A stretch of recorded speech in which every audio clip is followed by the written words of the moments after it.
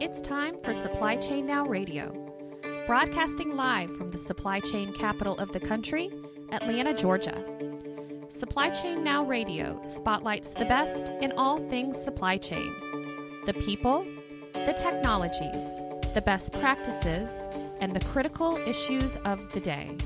And now, here are your hosts. Good morning. Scott Luden here with you live on Supply Chain Now Radio once again. Welcome back to the show.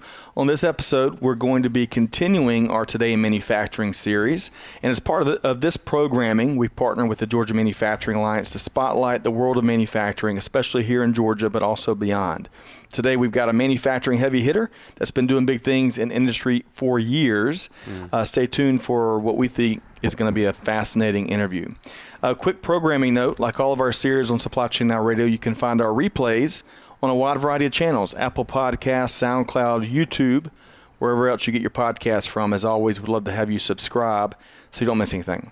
And one final programming note, big thanks to all of our sponsors that allow us to bring these best practices and innovative ideas and stories to you, our audience. The Effective Syndicate, ProPurchaser.com, SupplyChainRealEstate.com, APICS Atlanta, and TalentStream, many more. Check out our sponsors on the show notes of this episode. So let's say hello to my esteemed co-host here today, Mr. Greg White, successful supply chain technology entrepreneur, trusted advisor to some, growth guru to all. How you doing, Greg? Wow, I'm doing great. Thank you. That double G almost threw me off. Yeah, man. Everybody, when you have a name like Greg, everybody wants to throw that double G in there. That's right. Mm-hmm. Well, hey, this continues. We had 3 great interviews yesterday. Really excited to be back, focused on the manufacturing industry, which is always good to have stories. Jason with us. Yeah, absolutely. Well, and you're foreshadowing a little bit. So with no further ado. He hates it when I do that. Getting out ahead of my plan. Sorry, man. Now. Sorry. So let's welcome in our 2 featured guests here today. Once again, Jason Maas, founder and CEO of the Georgia Manufacturing Alliance, is back with us. Jason, good morning. Man, good morning. Glad to be here. Glad that you're here, too. You've got some exciting news and some big recognition that we look forward to celebrating with you here shortly. Mm-hmm. And Bruce Hagenau, president and co-owner of Metcam, who happens to be the 2018 Georgia Manufacturer of the Year. Bruce, how you doing? Doing great. Great to have you back. We've been tracking Metcam for a number of years. We've met in previous circles, and it's really neat for the first time in a long time to sit down and really refresh not just my understanding of the Metcam story and really your background, but also provide that for our listeners too. Super.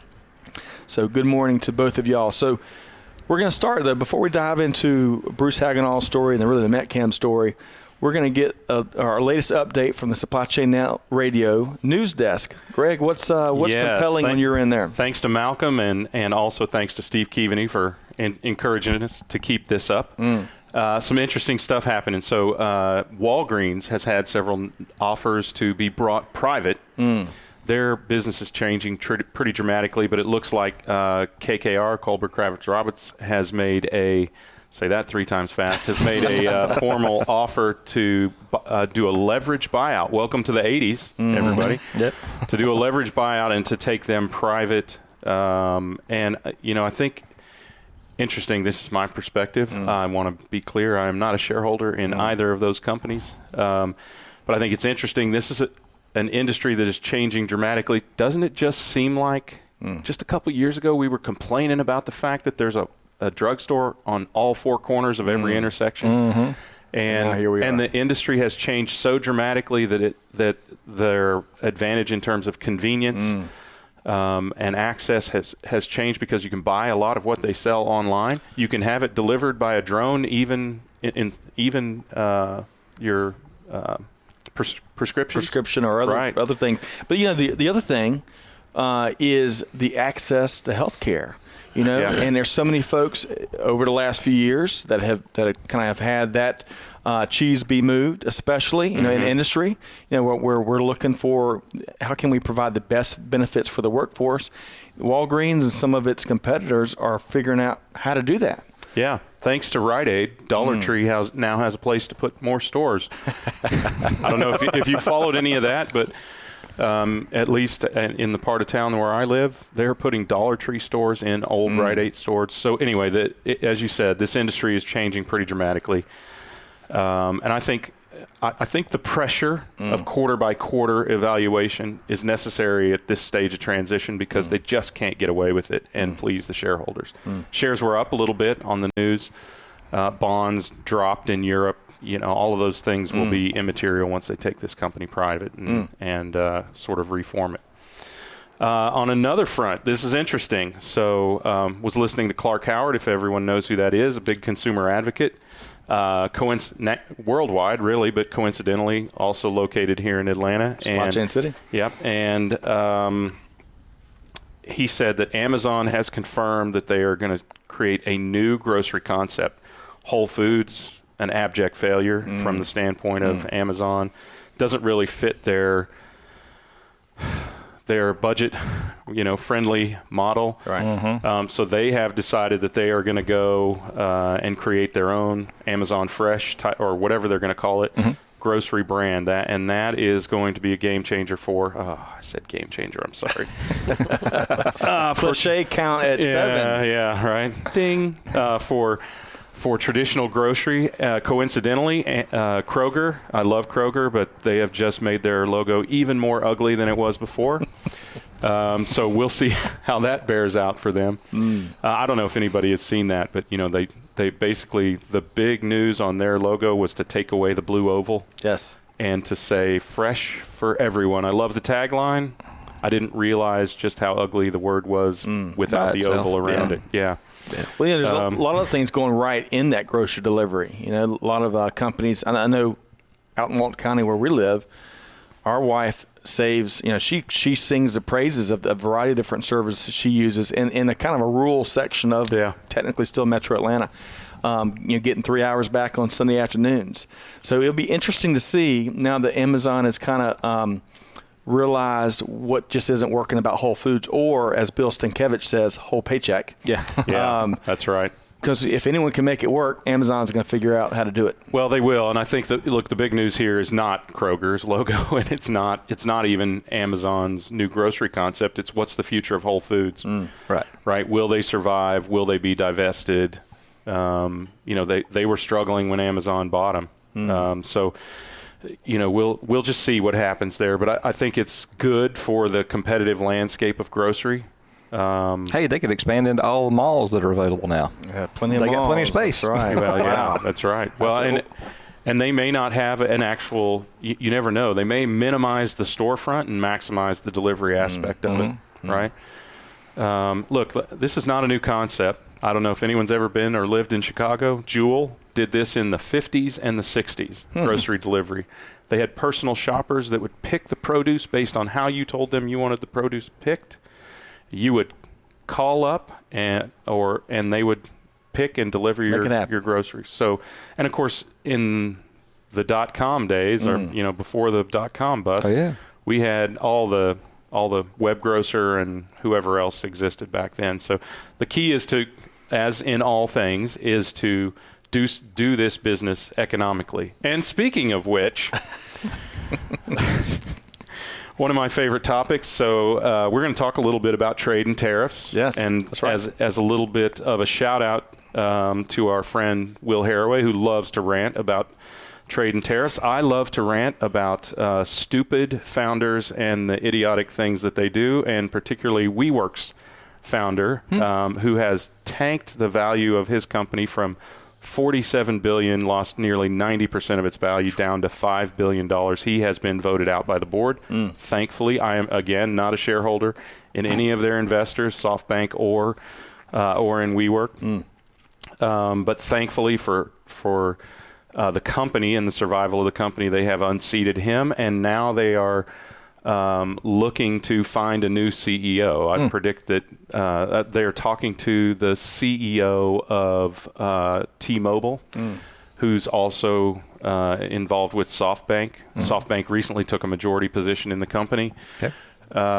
And interestingly, this was an interesting thing, not just that news, but the Airbnb CEO has an opinion on the two things two things that caused WeWork's fall. If you're following that, that's a story by the New York Times. But anyway, I can't believe you can limit a 90% value fall to just two things. But essentially, it's a lot of dollars there. Yeah, but essentially what he says is be thoughtful about your actions early on. By that, I think he means eliminate self-dealing, dishonesty, and hubris. So you guys can tell I'm a little bit passionate about WeWork. It's a great concept. Yes. Look, it's something that is needed in the marketplace. It's just such an unbelievably poorly run company. And look, if you're one of those people who feels like people who get rich should get what they deserve, let me tell you, Newman is getting what he's deserved. So it all comes back to leadership. I mean, that's the common thread in a lot of this stuff. And you know, today, so segueing from the news, and big thanks to Greg, especially Malcolm and the news team for pulling together some of these stories.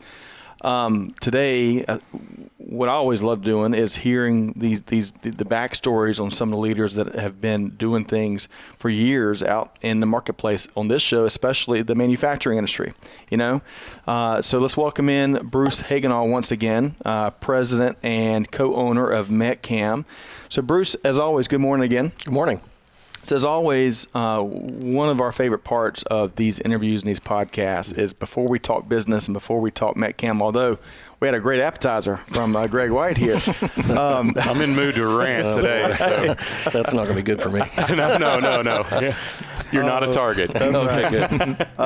No, but you know, before we talk business and dive into the Metcam story, really want to talk about your story and your background. It's so interesting to find these common threads. Before we went live, we found out you spent time in Wichita, just like Greg spent the most time, and I've spent a couple years there as well. I've seen it on the map. I have seen it on the map. That's rare, also. But also can identify it on the map. Yeah, correct. Yeah. But it's I think once you start peeling layers of the onion back, it's always interesting to find the ties that bind in almost any conversation. So, Bruce, let's talk about for starters where you grew up. Okay. That's not a particularly quick answer. I was actually born in Honolulu, Hawaii. Dad was a pilot in the Navy at the time. All right. He had a master's in aerospace engineering, and so when he left the Navy, we went following his career with Boeing for a number of years. That took us to Wichita, Kansas, then Huntsville, Alabama, where he worked on the NASA program with Von Braun, and then then Seattle, Washington for the SST program. Right. Then we got off the Boeing, and he became head of data processing with the state of Tennessee, which took us to Nashville. From there, I went to Knoxville. Then we family moved to Sacramento, then Maryland, and I kind of got off the boat there at one point, and from Knoxville, ended up going to Durham, North Carolina for Duke University for grad, and then to Atlanta. So moved around the country quite a bit. So I don't really lay claim to having been raised in a particular area. Those are some deeply intelligent circles that you and your family ran in. I mean, NASA. The cities that you just mentioned there, and the wealth of if you're in aircraft and aviation, and certainly rocketry, there's a reason why they don't let me into those circles figuring out those programs. So really I didn't know that about your background.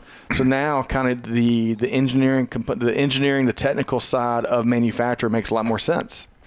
Well, I didn't really pursue that route with my education. I was at Tennessee, had a major in finance and a minor in accounting, and we lived in Brentwood, Tennessee at the time, which was the headquarters for Hospital Corporation of America.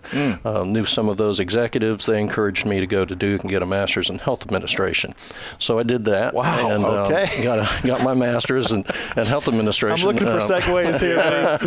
And my wife was in law school there, so she had a 3-year program. I had a 2-year. So I did a management fellowship in the Duke Medical Center my 3rd year, then entered consulting in Atlanta with a boutique firm, areas of expertise, strategic planning, new business development, and market research, and became managing partner of the Atlanta office in about 6 or 7 years, and we had about 30 folks in Atlanta, and I was traveling on the week and working on the weekend, and second child on the way, and just needed to find a new career. So, what firm was that? FLR Health Resources. Okay. You probably would never have heard that. But you were consulting with? Hospitals, healthcare organizations, setting up PPOs and HMOs, things of that nature. Got it. And so I made my decision to get out of consulting, and one of the primary investors in that business, a gentleman named Charlie Brady, who is chairman emeritus of Invesco Pension Funds and Annuities, said, "Hey, I'm looking at buying a bankrupt manufacturing company up in Alpharetta. You want to take a look at that for me while you're looking for something else to do." So I did, and I didn't know anything about manufacturing, didn't know anything about sheet metal fabrication, but I did know something about business in general, strategic planning, market research. So I took a look at it, and I told him, what I thought it would cost and how long it would take to turn it around. He said, "All right, I'll put the money in, you put the sweat in, and let's go on down the road." And wow. So that was the genesis of Metcam. That's right. And so Metcam was formed in 1989, an acronym of sorts for Metal and Computer Assisted Manufacturing. So before we go any further with Metcam's story, it seems like you had a lot of outstanding advisors and role models and folks that gave you heads up on opportunities and you name it, and you were also fast tracking to become a managing partner of a consulting firm, 6 or 7 years time, is that right? But talk about who would you look, as you look back, what were some of those early role models that were deeply influential into what became the Metcam story and your leadership there? Well, certainly, starting with my family, my father, was a great role model in terms of his work ethic and his resilience and ability to change and manage different roles. So that was good. Certainly, a number of family friends, influenced my thinking, with directions like Duke University for grad school and that type of thing, which you don't realize at the time where that's going to take you and how it might pay off. But certainly, I feel like it was worth my time, effort, and money to go those paths. Then certainly in the business world, my first real mentor was the gentleman who founded the consulting company named Paul Flood, and Paul and I still stay in touch. He's involved in the same chamber that I am up in Forsyth County, Georgia, and so I see him at events on occasion. Recently renamed chamber. I think they're going a little bit broader, right? Exactly. Well, it used to be Cumming Forsyth County Chamber of Commerce. Now it's the Forsyth County Chamber. Outstanding. Okay, so let's dive right into the Metcam. Let's talk about, again, you already alluded to a little bit, but tell us about what Metcam does. All right. As the name implies, we fabricate precision sheet metal components. We use a good deal of automation in that process. We have a broad range of fabrication capabilities, from lasers and turrets to robotic press brakes, equipment called a panel bender, auto tool change equipment, robots involved in welding. We've got 2 in-house powder paint lines, which is very unusual for a sheet metal fabricator. And we do quite a bit of value add assembly for our customers as well. So we manage things like inventory, stock, and levels, and do direct shipping to our customers, and that sort of thing. So give us an idea of the kind of stuff you're building. Okay. So we do a variety of different industries. Our roots are really in the telecom industry. When we acquired the business, there were not very many large fabricators in the Atlanta area, and a lot of the sheet metal was coming in from the Great Lakes. And we saw in the company that we purchased the potential to grow in that space, and they were already doing prototype work and low production runs with companies like Scientific Atlanta, AT&T, Bell Labs, and some others that were in that space. So we were actually involved in some of the early, sheet metal work that went into the developing fiber optic business, and that we grew with as it went from Bell Labs and Western Electric through AT&T, Lucent, Avaya, and today CommScope and OFS, Optical Fiber Solutions. So we've made some of that same product for a better part of 30 years, or evolutions of it. So that kind of really was our base business until really the 90-91 time frame, which is when the telecom bubble burst, and our largest customer at that time was Lucent. I think their stock went from $40 to 10 cents or something like that. And they basically, orders stopped overnight. And we were left holding inventory. It took a while to get that resolved, et cetera. Our sales dropped from $1.4 million in April of that year to $250,000 in December. Ouch. So at a time like that, right? And I'm sure there might have been, all that may not have been a surprise. You might have seen some of that coming about, but there were some elements of surprise. Absolutely were. Going through that. So how do you, from a leadership standpoint, how do you keep everyone sane and, on board and moving forward? Well, first of all, we weren't sure we were going to be able to move forward. Right. I've heard a story about Teddy Roosevelt and his Rough Riders, where they loved their horses, they rode their horses in the battle, but he thought at one point maybe they loved their horses too much, and he made the point of telling him, look, if your horse is shot or if your horse is dead, dismount. And we thought long and hard about whether this horse it was time to dismount. And fortunately, our owner, Charlie Brady, said he felt like that we had a sound basic business and that there was other markets that we could move into. We just needed some time to get our footing. So basically with that message, we went to the employees, of course. We did have to reduce headcount significantly. And we also did things like across the board, pay cuts and reduced work hours during the weeks. And we put together a plan to kind of minimize the pain, but we knew that would take a couple of years to get back on track.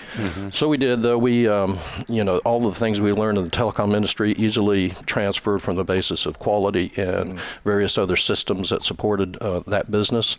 We were able to bring in customers like Carrier Corporation was our next largest customer, and that started back in 2001 and 2002, and here we are, 17 years later, and we're still their primary fabricator of sheet metal. And Carrier, are they a HVAC manufacturer? Yes, so this is the mid and high tonnage HVAC systems for Carrier, built out in Charlotte, North Carolina. So, we began diversifying our business, and that was, certainly a healthy thing to do. First chance that we'd really had where we had excess capacity that wasn't being sucked up by the telecom industry. And so today we are a more diverse business than we have been in the past. That's great. And stronger for it. We have, through the years, we have rubbed elbows with a number of different large companies, and as they're evaluating their supplier base, some of the better companies are asking about, okay, what's your portfolio look like? Are you getting 100% of your business from us? If so, how can we diversify it, right? So there's more strength. So you have the opportunity in case of, these unexpected downturns or other things that happen. You're in a stronger position to have to make some of the decisions that y'all clearly made to be able to transfer what you do so well to other sectors, right? Correct. And there's going to be things in dealing with the OEMs that you have no control over. You can be the number one vendor on quality and delivery, and the business gets moved, overseas or to Mexico or something. So model gets canceled, price or lead time or whatever. There's a change in purchasing leadership, in a business, an OEM, and they change the strategies, and the impact on the vendors is, sometimes puts them out of business. Fortunately, we've tried to learn from that lesson that we had with the telecom industry. And I said 1991, I meant 2001 when that industry collapsed. We learned that lesson the hard way, and today, for example, over the last 4 years, we've lost business to Czech Republic, to China, and to Mexico with some of our large OEMs. But in spite of that, we've grown our sales over the last 4 years, certainly, and we're working with some new OEMs right now, and one of the topics is how much of our business can you manage? How much should we put in there? Right. So one large OEM in particular, we've got a target number that would keep them from going more than 20 to 25% of our business. And I was going to ask if you're consciously limiting any of your And so customers. then the conversation really switches to, all right, well, how do we pick the right parts that really maximize what you can do versus other fabricators, so that we get the best kind of business in there, for your company. And that's the kind of conversations you want. That's the kind of OEMs that you're really looking to grow with. Yeah. So what? And Jason, I'll bring you in here because I know one of the things that you hear a lot about in speaking with manufacturers is growing that top line and in a way that protects the bottom line. Smart growth. Bruce, without revealing any trade secrets or any confidential information, a couple observations as y'all have grown through some challenging times and making some tough decisions in an industry which I'm sure is not pretty competitive. How have you been able to do that? There are some things you focused in on more than others. I think that an overused word, value add, certainly was a part of that success, where we were looking to do more than just make your sheet metal part. We really wanted to be your logistics partner as well. And we wanted to, if you were having to send parts in the field and have them assembled by expensive, labor in the field versus having us pre-kit or pre-assemble, we were always looking for those kind of opportunities. But we really coupled that with technology and systems behind the scenes that helped us work with our customers better.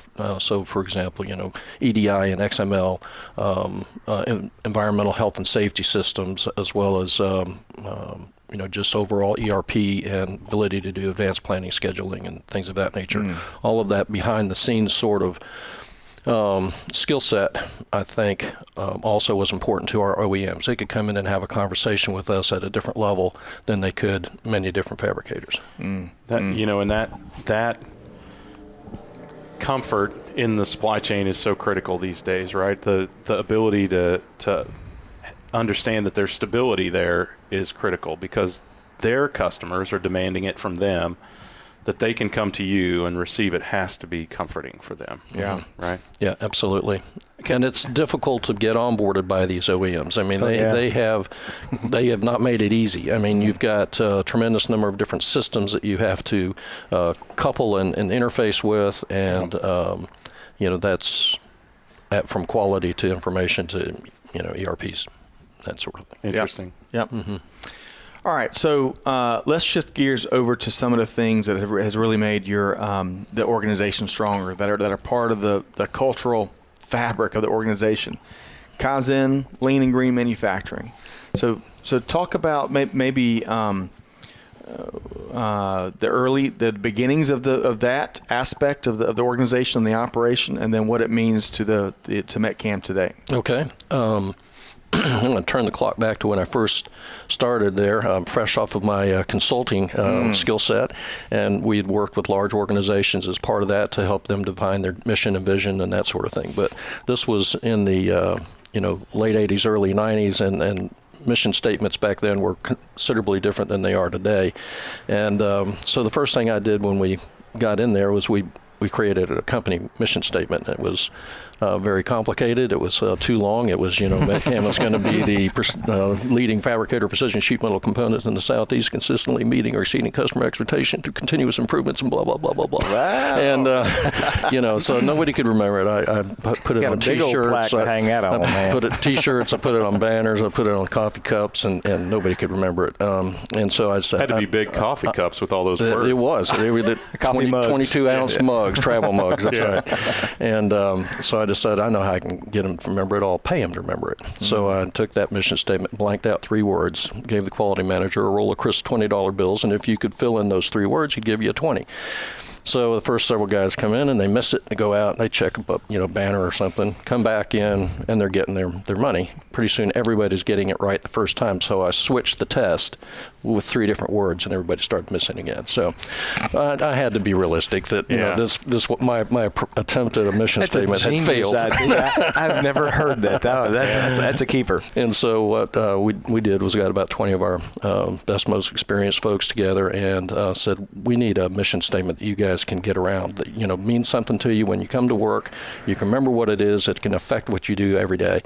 And they came up with one that is still with us today, and it's highest quality products delivered on time. And so we focus around that mission statement all the time. And then we also challenged them to come up with 3 goal areas that we could build activity around to support that mission statement. And they came up with leaner, greener, and meaner. And it was funny because the symbol that we had for meaner was a fist, and nobody could figure out who we were going to beat up. And so we changed that to globally competitive. We've now since changed it back to leaner, greener, and meaner. Because it means something to us. But at any rate, underneath that, greener is one of the topics. And Metcam has a very good green resume. We've received the Governor's Award for pollution prevention. We took the business from being a large quantity generator of hazardous waste in a hazardous waste treatment facility with air quality permits for VOC discharges to being conditionally exempt on all of that. We don't have any discharges, that would require oversight from the Department of Natural Resources. Wow. As we went down that path, and I had partnered with the DNR. We had some issues when I first got in there, and I went down and told them about those. And I think the fact that I was being proactive about areas of our business that were potentially dangerous to the environment, we eventually became one of only 15 companies in the state of Georgia that has received the gold level partnership with the Department of Natural Resources. And that includes Coca-Cola, Delta Airlines, and Lockheed Martin. So we're in good company there. Wow. During the course of that, and a lot of that activity was really just, again, because I felt like it was a risk to the company to not address these areas. And then about that time, we had a large company, a European company, come to us and say, we want you to make some parts for us, but you've got to have ISO 14000. Well, I didn't know what ISO 14000 was, and I said, sure. Went and looked it up, and it was the environmental management equivalent of the quality. And so we, in 6 months, became ISO 14000 registered because we had all the systems in place for environmental management already. Wow. And we are still, I think, the only independent fabricator of sheet metal components in the Southeast that is ISO 14000. So I play that up whenever I can. If I get the opportunity to speak on it, I do, because I think that even though it's a competitive advantage for us, I think it's something that all fabricators ought to be taking a hard look at, what part of that fits, in their, environment, and how does that lead to sustainable activities in manufacturing. Yeah. And we're very interested in that as well. So that greener piece of what you mentioned, Sure. greener, meaner, that's very important to me. Absolutely. Then as far as the meaner and how do you become more competitive globally, that's where the lean manufacturing really comes in, as well as, leaner and the meaner. But so our company has always had talented leaders in our production area that know lean manufacturing. And I think that's not unusual for lean manufacturing to be a top-down sort of activity, and very good at it. But over time, my observation is that the general workforce didn't really understand what we were trying to do and how it would make their job better and easier. And so there wasn't always the buy-in, I think, to the lean activities. And so I guess it was probably in 2012, I brought in 2 consultants out of New York. And so they had 2 strikes against them. They were consultants, and they were out of New York. Right. But, New York City. I threw them out in the shop, and they came back then to our executive team, which I'd formed. We call it today the Kaizen Executive Team, and that group is responsible for setting the priorities in lean manufacturing for us. And basically, they came back to that group and said, we've got 10 ideas for you, and we'll do each one of those for $50,000. And I said, thank you very much. I'll take 3 of those. And we then coupled them with our black belt quality manager and somebody from production, which I felt was a good facilitator. And their role was in those first 3 projects to observe and to figure out how we could lead that same sort of bottom-up activity at Metcam. Because the Kaizen executive team, the first rule was we can't be involved in the Kaizens. You can't go in the work center. You can't give them advice. You can't catch them offline and say, how's it going? You stay out of it. And so a little bit of a culture change for us. And then the teams would come back midweek, make a report of what they were working on. And again, it's all about supporting them. It's not about challenging them. Right. And, if they said, well, we need X number of computers, or we need this tooling, or we need some racks, whatever that was, we'd get it for them immediately. And then on Friday, they have to basically come into the boardroom in front of that Kaizen executive team, make a PowerPoint presentation. So most of them had never been through the, quote, glass door to get into that area of the office, had never been in the boardroom, and had never done a PowerPoint. So it was really exciting to see them rise to that challenge and take pride in what they were doing. Yeah. And the end of that, then we'd take a tour of their area and see firsthand what changes had happened. Wow. So pretty soon I'm walking through the shop, and every time I do, somebody comes up to me and says, when do I get to be on one of those Kaizen projects? And so today, it's really it's got its own life. The person that had come out of production is now a black belt, and he's our continuous improvement manager.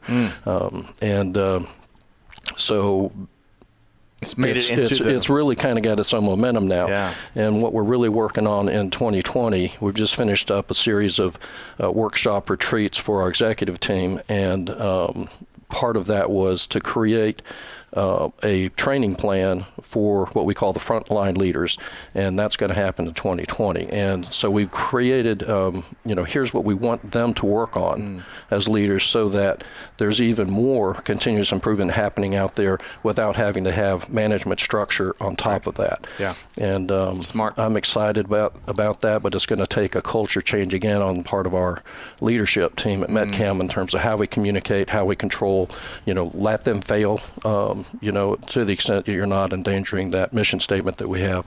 And I'm equally excited about where we can see that development out there in the shop.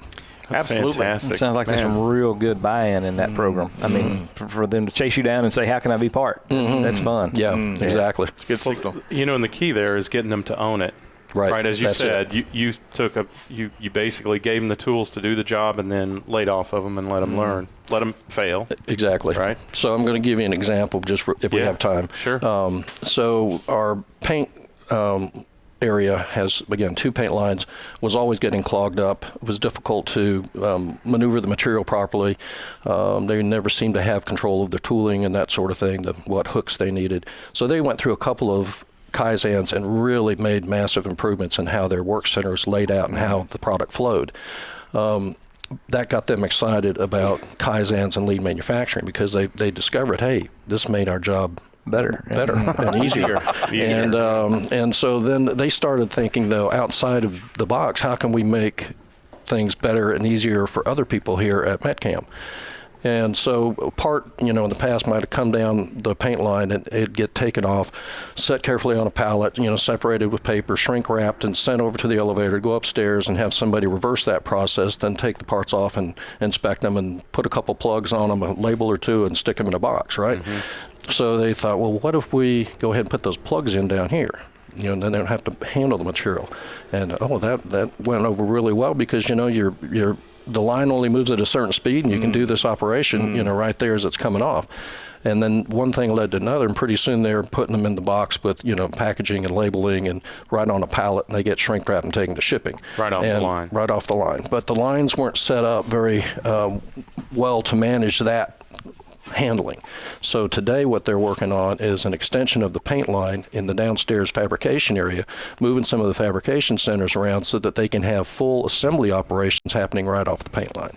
So that's all employee driven, bottom up sorts of activity that I get chills just sitting here talking about it. But that's what I want to see happening, throughout the facility, not just the Kaizen, formal things, but kind of an ongoing thought process and culture of improvement. So Bruce, as you go through the culture, and I mean, obviously it's very successful in that, and that's fun to watch. But how are you rewarding the team? I mean, is their reward strictly from the benefit of making their job easier, or are there other incentives attached to that? How are you continuing that for the employees? Yeah, there's really no direct incentive in terms of we're going to increase your pay if you can improve your throughput by 10% or 15%. It's really more for the benefit of the company overall, job security, if you will. Also, I think that the employees just like the challenge of being involved in something other than just doing the same thing all day, every day. How can I actually impact what's going on here? That satisfaction of involvement, I think, is a big part of it, and I don't think it's just limited to the younger employees being excited like that. I mean, the older employees, I think, also really welcome the opportunity to participate in the how the business runs. Bigger picture. Bigger picture stuff. But, overall, we do have a bonus program that's available to all the employees, and that's based upon overall company success. So, you've made a breakthrough when they are not only thinking about how they can make their own job easier, but someone else's job easier. right? I mean, that is huge. They didn't have to do that, but just a great example to set for the whole company. Yeah, it is. And I think the top line or bottom line, whatever, bonus program keeps everyone focused on, it's for the better. You're NASA people, right? Even the guys mopping the floor knew that their goal was to put a man on the moon, right? So if you keep your eye on the man on the moon goal, and you keep everybody focused towards that, then what you get will get you towards that. Exactly. Right? So I think that was LBJ that had stopped the custodian in one of the NASA facilities and asked about what he does at the time. The individuals that what he does here. Yeah. To get someone on the moon. That's fantastic. Yep. All right, so let's pull back from the Metcam story, and I want to get you to weigh in on this trade and tariffs landscape. And it seems like, I'm not a manufacturer, but it seems like from some of the news that we've been reading and some folks we've been talking with, there's a little less pressure. There's some easing of tensions. We got a lot more work to do. But from a general sense, what have you been experiencing in recent years? Well, I'm not an expert in this area and really hadn't paid much attention to it until this current trade war started and the tariffs impacted. But I guess the first thing I learned was that a tariff is not a tariff is not a tariff. There's many different kinds of tariffs, and how they can affect a company really depends on where you are in the supply chain. So, for example, on the sheet metal or tariffs, and those were some of the first to hit, the tariffs on imported sheet metal, that is a tariff on our raw good. And when our raw material goes up 25% in a relatively short period of time on a sheet metal fabricator's margin, that's bad. I mean, it hurt us during that first 6 months before we could get prices adjusted and contracts renegotiated and things of that nature. So it was painful in that sense, an actual immediate financial burden.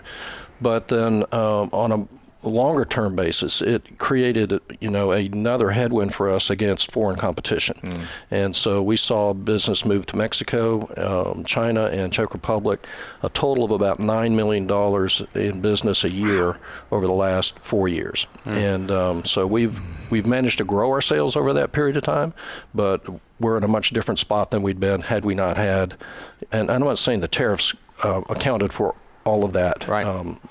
But some of that would have happened, but right? It's certainly a contributing factor because, it affected our pricing considerably more than the savings that they're getting overseas. Some of that business moved for a net of 7%, to the OEM, but the impact on our pricing was the opposite direction, about 7%. So. It was a complexity that we didn't really want to deal with. However, had those tariffs been, instead of a tariff on our raw material, had it been a tariff on finished goods, then that helps us, obviously, because now the cost of product coming across the border from, let's say, Mexico is now, at that time, there's been talking about 20 and 25% tariffs. Even just recently, we had a situation with tied to immigration. If that tariff had gone into place and stayed there for any length of time, the business that went to Mexico would have come right back to Metcam. Plus some. Plus some, probably, yeah. Because, again, it moved down there for about a 7% margin. So what's the timeline? I mean, you had mentioned, it hits today. I mean, the tariff, the minute that it fired off, you've got contracts, you've got agreements in place. Has that pretty well gone through the system? Have you made those adjustments, and are you got your wheels under you price-wise with the previous contracts, but also the current things? It varies based upon OEM. Okay. And, of course, there's some portion of our business that's not large OEM and it's not tied to large agreements and that sort of thing. For those accounts, then we can make an adjustment, immediately. But that's, again, a smaller portion of our business. The OEMs can, it ranges from where the OEM controls the supply chain all the way back to the mill, and they know what they've got the mill price negotiated, got the processing, where it's leveled and cut to length and delivered to Metcam. And so everybody has that number and sees that number and what's adjusted on a quarterly basis across all of our products, for example. Right. But there are others that it's looser, and this is basically, you can only approach us with a increase in price if you're impacted beyond a certain percentage of your total cost based upon purchase material price changes. And that goes either way. If it comes down, you got to go down. But those kind of things take longer to flesh out. So you could be anywhere from 3 to as much as 9 months dealing with that. And I can tell you, though, when the prices go back down, those conversations will happen a lot quicker. Just my experience. So you'll make them happen. We'll see. We all here are hoping for not just more certainty, but a continued easing of these tensions and resolution in this ongoing trade war between two of the leading economies in the world.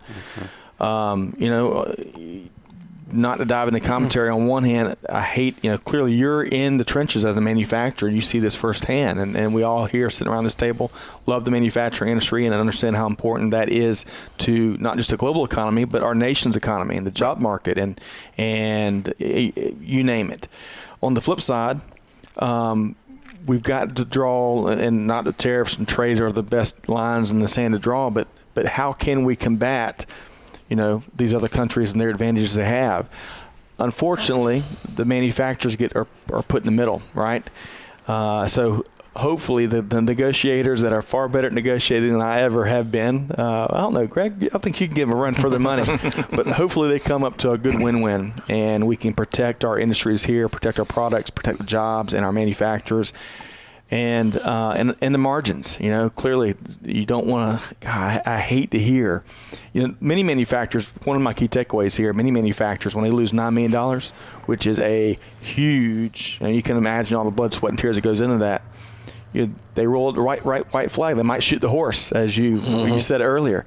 But what I find compelling and fascinating are organizations with with Metcam's DNA that's able to get that just blow through those obstacles. And I don't mean that in a very easy way or that is simple, but find a way to get over the speed bumps and come up with a lot more wins. Well, you consciously limited your exposure. $9 million out of 30 is still a substantial exposure, but the cost of supporting that business also went away, right? So, at least the product cost of it went away as well. And you're a finance guy. I got to tell you, it goes to the value of having someone who understands finance running a business like that. Good right? point.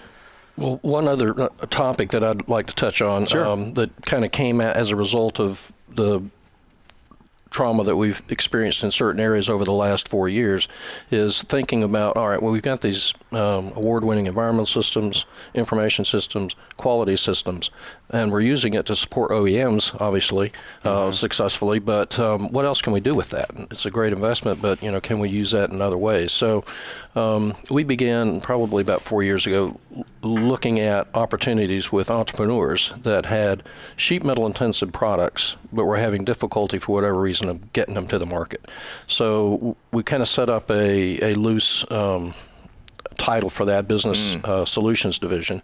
And if somebody comes to us that's developing that new sheet metal intensive product and wants some assistance, then we can look at how can we get involved. But in doing so, it could involve anything from contractual right to manufacture under a patent, to partial ownership in the patent, or simply an agreement that says if we develop the product with you and share expenses in doing that and marketing it, perhaps even that if you pull that business to go to lower cost manufacturing, that you'll reimburse us for that investment.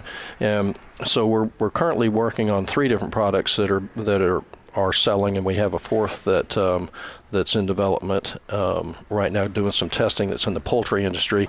But one of them has to do with the Big Green Egg aftermarket for those that love barbecue. It's called the Pizza Porta. So you can find that online. What is Pizza Porta, P-O-R-T-A. Okay. So Pizza-Porta, and it's a simple device that converts your Big Green Egg into a backyard pizza oven, and it's fantastic. What more valuable product is there than that? Right. He walks in the door, the gentleman who developed this, and he had me at Big Green Egg. So Well, he had you right then. Exactly, right? I don't even care what your product is. Right. Make it better. There's another one called Step and Wash, which you'll see this product in every bathroom at Hartsfield International Airport. You'll see it at the aquarium. It's also nationally moving into some of the big box stores and restaurants. And it's just a simple device to enable kids to be able to get up to the sink without mom and dad lifting them up or getting their shirts wet or whatever the situation may be. What, kids wash their hands? Yeah, sure they do. Some of them are taught to do that. Yeah. How about that? And then there's another one called Bench One Furniture, and Bench One is technology desking, and we've got it installed now in Boston, New York, Toronto, Calgary, Atlanta, and San Francisco, and that's starting to take off. So these are ways to diversify from dependence on build-to-print for the OEMs, to get involved in some business that could grow and that we actually have some level of involvement in. Outstanding. That's great. Love to hear that. So, Bruce, we're going to have you back, especially as these products and the continuing innovations are making in the business continue to play out. So, in the new year, as the 2020 plan is being executed on, we'll have to have you back and give us an update on what's going on. Appreciate that. Metcam. Thank you much. You bet. Bruce Hagenau, president and co-owner of Metcam, the 2018 Georgia Manufacturer of the Year. And Bruce, don't go anywhere. We're going to dive into conversation with Jason Maas here before we wrap up here this episode of the Today in Manufacturing series on Supply Chain Now Radio. So, Jason Maas, you had some excellent news, an incredible award recognition. I think it was last week. Where the Gwinnett Technical College, which is the Georgia Technical College system in particular, is one of the nation's finest. Right. The state has really intentionally built that to be a huge advantage, not only to bring more industry in so that they can train the workforce, but they can continue to provide the workforce that the manufacturing industry needs to continue expansion. Right. And we all saw the news last week, 7 years in a row, Georgia was named the #1 state to do business in, which is really cool. Okay, so the Gwinnett Tech College, which is like the one of the crown jewels out of all the technical college schools here in Georgia, named you the Alumnus of the Year for 2019. Is that right? Yep. So was it a surprise? Did you know it was coming? It was really it was a surprise. It was so October the 9th was our summit, and I got a call on the Monday before our summit, which was I had a bazillion things going on, and the summit you're talking about, the Georgia Manufacturing Summit was year 5 last year. Yeah. And Melvin Everson, a good friend of mine, said, "Hey, if you're going to be in town, we really need you. We'd like you to come by. It's our 35th year anniversary of Gwinnett Tech." And I said, "Well, Melvin, that sounds like a great plan. I'd love to learn more about it, and I want to support the technical colleges any way that I can." He said, "Well, great. Well, I look forward to seeing you on Friday morning." My wife, on the other hand, had plans for us to be out of town, and Melvin called on Tuesday, and he said, "I just want to make sure that you're going to be there." And I'm like, "Well, Melvin, we're getting ready for the show, and we got a lot of stuff going on, but I'll make sure." And he said, "Can you call me back?" I said, "Okay, I'll call you back." And I chased a squirrel. One thing led to another. And on Thursday, he called me back and he said, "Jason, I really want to make sure that you're going to be there on Friday morning." And I'm like, "Okay, Melvin, I had already made plans, but those plans have changed. We will be there." And he said, "Well, he said, we're going to be doing this award thing, and I don't know anything, but you should might be there. You might be prepared to say a word or two." Hint, winky, winky. Yeah. And I'm like, well, Melvin, I'll see what I can do. So we showed up, and it was a shock to me that they had recognized me for that. And as I was going up on stage, Glenn, Dr. Glenn Cannon, announced me, and as I was going up, he said, "Can you say a few words?" And I was like, "Okay, well, I got 2 minutes or 2 days. How much you want?" And he said about 10 minutes will be good. And I'm like, "Okay, well, I got it to 10 minutes." But it was an honor to be recognized in that way, because it was the foundation of it started a lot of the things. I mean, prior to that, I was enlisted in the Air Force, and I loaded bombs on F-16s, and that was maybe not the best career move, getting out of high school, but learned a lot of cool things and got to travel the world, got to see some stuff. But you put as a former bomb loader on a resume, that doesn't get you very far. I mean, not a lot of application for that. In the commercial world, unless Southwestern gets really pissed off at Delta. There you go. They'll have a whole lot of demand for that. But we learned a few things. But I took a AutoCAD Level 1 class in 1994 there, and that was the turning point in my career, which has ultimately led me through into software sales and then starting this organization. And it's been a blessing. The lessons that I learned there carried me, and opened up tons of doors that I would have never expected, So that was, I appreciate that. That was lots of fun. So that was part of the recognition for what we're doing, and it's about helping promote manufacturing. Everything I try to do, I try to drive it back to how can this help the manufacturing community, and I'm thrilled beyond measure that Dr. Cannon and the team there are launching and opening up the newest program for mechatronics and advanced manufacturing at Gwinnett Tech. For years they had canceled it, and when you can't get students to show up for a machining or technical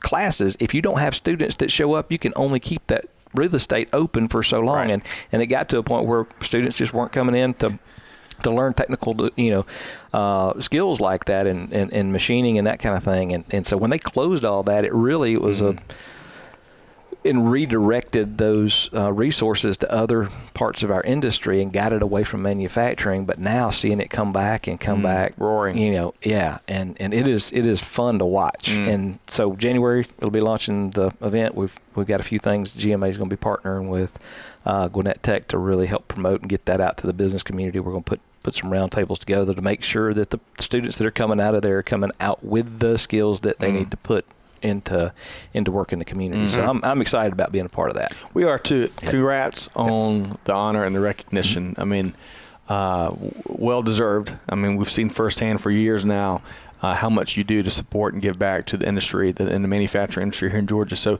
I wish I was there to see your comments, because if you want to see them, they're on YouTube. Okay. If you just go to the link. You see why I love YouTube? YouTube is a beautiful thing. It is. They recorded that piece, and my wife was like, Dr. Cannon, I mean, I can go a little long, if you happen to know me, but she was like, freaking out that I was going to go way too long, but we kept it right in the time limit. Perfect.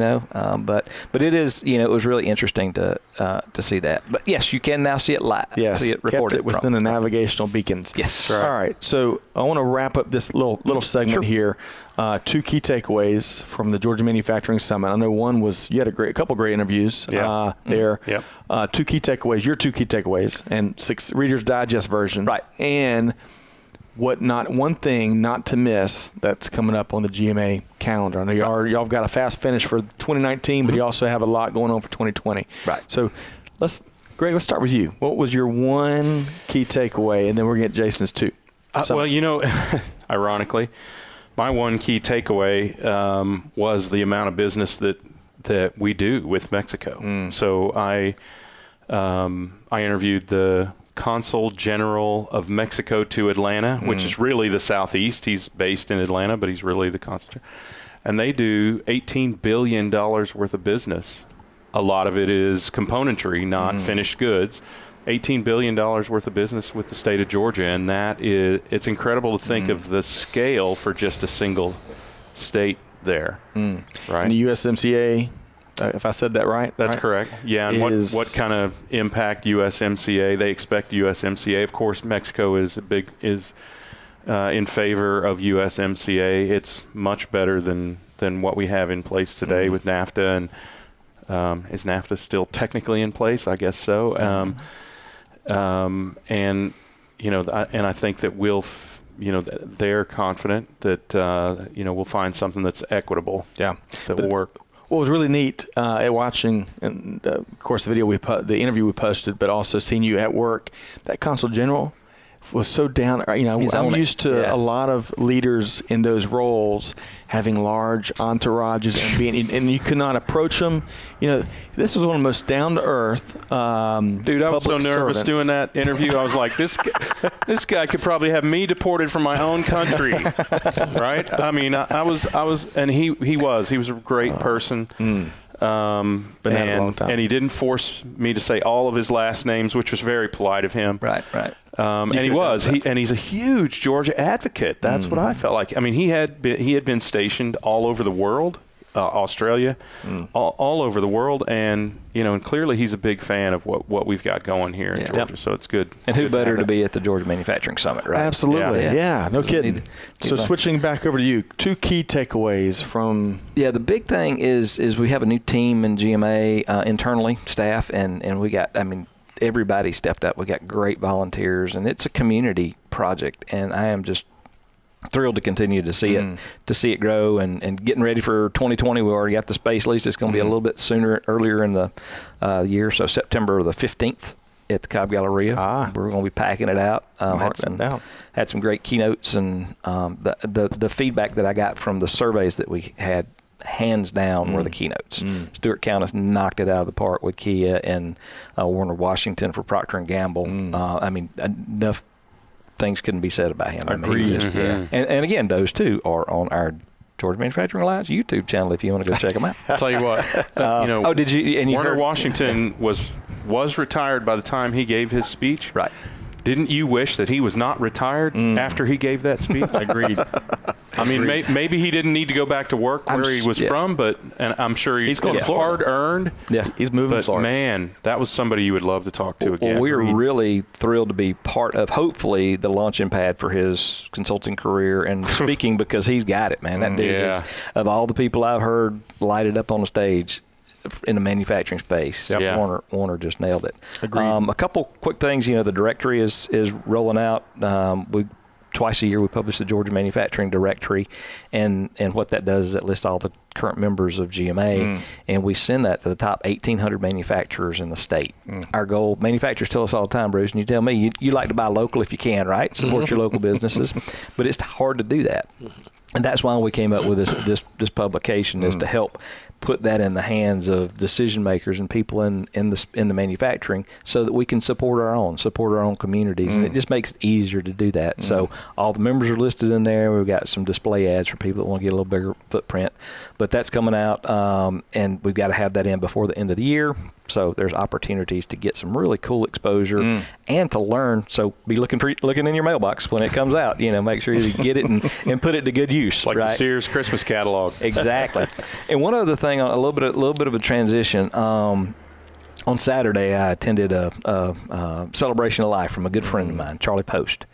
Charlie Post was with TSI, and he was one of the early members of our organization, and he had a huge impact on me. He was one of the guys that paid it forward and understood that it's about community, it's about supporting each other, it's about the rising tide lifts all ships. And Charlie was a great guy. He actually told me the story. I asked him, why are you so involved? And this is, I spent about 4 hours with him in the hospital a few weeks ago, and just me and him, we just, talked about all sorts of stuff. And Charlie said that, the thing that drew me to GMA was, he said, your relentless commitment to make sure that everybody in the room had the opportunity to say who they were and what they did. He said, 35 years of business, I never had to get up front of the room and talk about what I did. He said, and I wasn't good at it. And this was back in 2008 when we first launched it. And he said, you made me do it every time. And it was pulling teeth to get him to stand up to talk for 30 seconds. And then about, 6 months into it, you couldn't get him to hush, he could just talk at that, but Charlie said that made a significant impact in his life and in his business, and his comfort level to be able to speak in public about what he did opened up his love for the stage and being able to communicate and effectively talk about his business. And he said that made a huge difference in his business. And we hit a little bumpy spot in the road, about 2011, 2012. I'm like, do we need to keep doing this? I had gotten out of software sales, so I didn't have a horse in the race. And I went to several of my leaders and I said, hey guys, do we need to keep this organization going? And he and several of the other folks in the organization said, yeah, we need to keep it going, because had it not been for the work that we got through GMA, we wouldn't be in business today. And I knew we were having an impact, but I didn't know we were having that kind of an impact. But when he said that, I was like, we're in, and that was sort of a transition. But about 9 months ago, group came to me and asked me that they were really interested in writing a history book on manufacturing. And they said, we need your influence. We need you to help open up a few doors. You probably know some folks. And I'm not a writer, and that is just one of those things. No. But you can write, you just can't spell. I can't spell. Right. And I can't, that subject verb. Yeah, agreement thing. Yeah. Just out of the park. Yeah. But that's what they have editors for, though. Yeah. But I will make one run screaming from the room. But Charlie and as we're kind of going through this, getting to know each other over the years, I knew that Charlie had a background in journalism. So he had a degree in journalism and a degree in history. And when they came to me and they said, hey, we got this idea, we want to do it. We've done it in other states and it's been very successful. And I said, well, I'll be up for it, but I need to, figure out how we're going to do this writing thing. Can I get a co-author? And they were like, yeah. So I worked it out. I left my office as soon as they said that was cool. I said, Charlie, if you're going to be there for the next 30 minutes, hang tight. I got something to talk to you. So I went to his office and I sat down with him and I said, this is what we need to do. This is, and without fail, he said, yep, I'm in. No details. He said, I want it, because he spent his life in the space in the manufacturing world, and his love for manufacturing and his love for history, it was a perfect fit. And he's written several of the chapters, although he didn't complete the project. We're still going to complete the project. So Manufacturing Success in Georgia is the title of the book. It's going to be an illustrated history of Georgia's manufacturing. And we've got some resources that we're pulling to the table to help complete the project, but it'll be coming out in, the target date was May, but it may be June or July because we had a little bit of, as you can tell, a little delay in making it happen. But we're still really excited about putting that together because the research that I've done, and I've been in the space for a little while, it is so fascinating to hear the stories and be able to really dig in and do the research. So I'm thrilled that we're going to be able to do that. So keep an eye out for that coming up. But you talk to anybody here, King Plow? I think that might be a good. Yes, we can introduce you to the King family. Yeah, that's a good thing. Fascinating story. But with all the recognition and the cool stuff that's going on, Bruce, I wanted to again congratulate you guys for Metcam being the manufacturer of the year. I do want to throw out a challenge for you, though, my brother. All right. We at the summit host. I'm just going to get ready. I'm just going to toss it out there. Do whatever you want to with it. But we at the Georgia Manufacturing Alliance, we host the Georgia Manufacturing Awards, and it's the people of manufacturing, and we provide that. We deliver those awards at the summit, and we don't recognize the company or the products, but our focus in our awards program is around the people. And we toured your facility a couple of years ago, and you have no lack for amazing people. Because I loved going around, and you could see. We tour facilities all around the state. This past year we've had about 3,500 folks attend events that we hosted, and we've hosted about 120 events. But your facility, when we toured your facility, it still stands out to me to be one of those places where the electricity is there, and you feel like the family and competent, qualified people. So my invitation for you, I'll put it like that, is for sometime throughout the year is to get some nominations from your team. So we have the front line, which is anybody in the building. It can be your salesperson, it can be your receptionist, it can be the custodian, it can be somebody running a drill press, right? Any of those things, but anybody in the facility. And then we have plant manager of the year, and then we have 2 group awards, one of which is team award for operational excellence, and we also have a team award for safety. So those are 2 team awards. So any or all of those, we would invite Metcam to participate this year and making some nominations. Because I know you got a great team to pull from. We're blessed.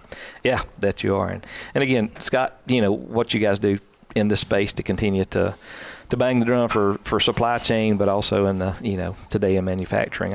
I'm thrilled to be a part of this thing. So we love it.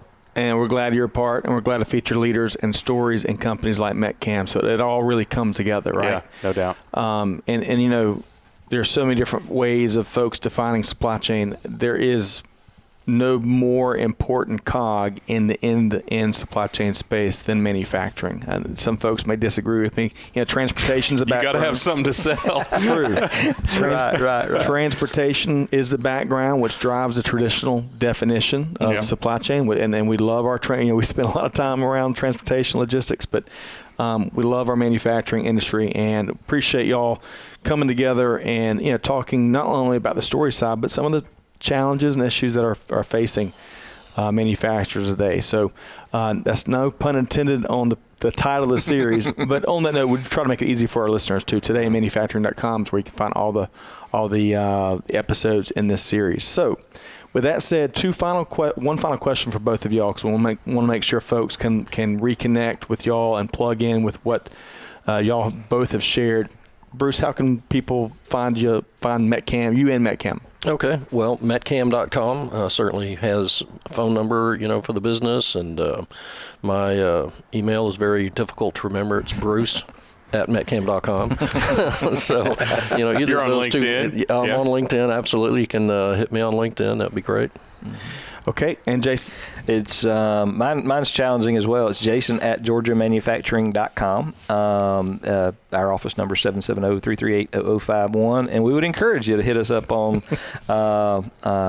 Facebook, LinkedIn, Twitter, Instagram. We just launched Instagram. Yeah. This will be our first post on Instagram, so we'll first post in 4 years. You and Jennifer Aniston. Right. We're going to hit it up, baby. And then, Jason@georgiamanufacturing.com. Come check it out. Yeah. Outstanding. Hey, can I say one more thing? Please.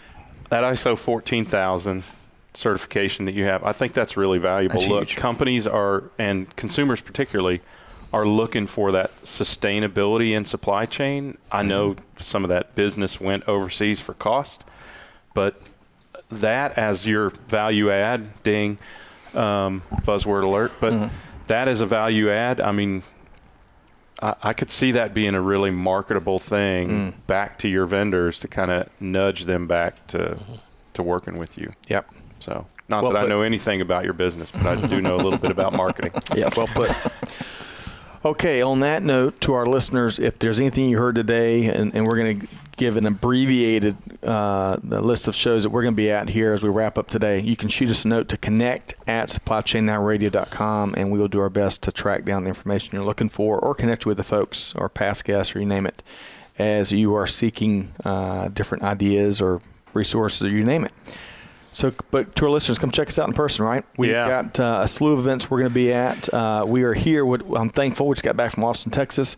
We're here through the end of the year. The content machine has not slowed down, and it's good to leave this mobile studio packed up in the van for a month and a half. So the next event we'll be at is CSCMP's Atlanta Roundtable Luncheon on January 2019. They're bringing in someone from NASTRAC. It's going to be talking about some of the regulations in the transportation industry and what it means for your business. You can learn more at AtlantaCSCMP.org. It's open to the public. And then we're going to be in Vegas in February with the Reverse Logistics Association Conference and Expo. It's going to be in Vegas in February.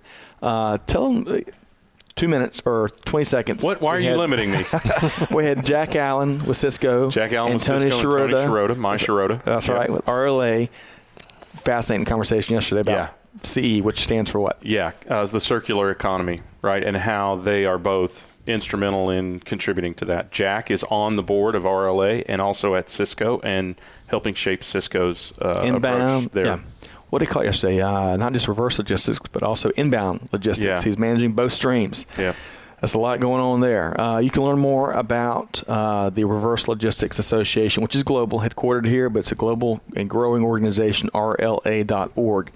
And then final, MODEX is going to be back here in Atlanta in March 2020, one of the largest supply chain trade shows in North America. 35,000 people are what they're expecting. Holy cow. But the neat thing is, it's free. And I think GMA, you're going to be exhibiting at MODEX. We're going to be there broadcasting throughout the 4 days. And the Atlanta Supply Chain Awards. See? Everyone wants to prompt Atlanta you on Supply that. Chain Awards. like everybody. March 10th. Year 2. It's going to be awesome. Year 1 was outstanding. Year 2, we're going little bigger and a lot better. We've got a great keynote in Christian Fisher, President and CEO of Georgia Pacific. Yep. It's going to be on day 2 of MODEX, a lunch event. That's going to be March 10th. Nominations are open, registration, sponsorships all open. There's something for everybody. And you can learn more about MODEX, which is free to attend, modexshow.com, MODEX show.com. And if you want to check out the Atlanta Supply Chain Awards, we got a very complicated URL. Yes, Can you we have an whiteboard that out? incredible grasp for the obvious.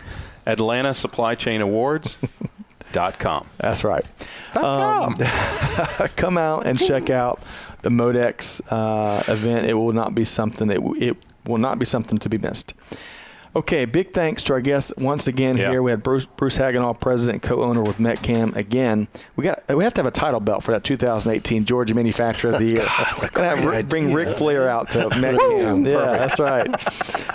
And Jason Maas, founder and CEO of the Georgia Manufacturing Alliance. Great conversation. Really appreciate y'all's time today. And Greg, we're going to call it a wrap. To our audience, be sure to check out our other upcoming events, replays of our interviews, other resources at supplychainnowradio.com. You can find us anywhere you get your podcast from, including YouTube. On behalf of the entire Supply Chain Now Radio team, this is Scott Luton wishing you a wonderful week ahead, and we will see you next time on Supply Chain Now Radio. Thanks, everybody.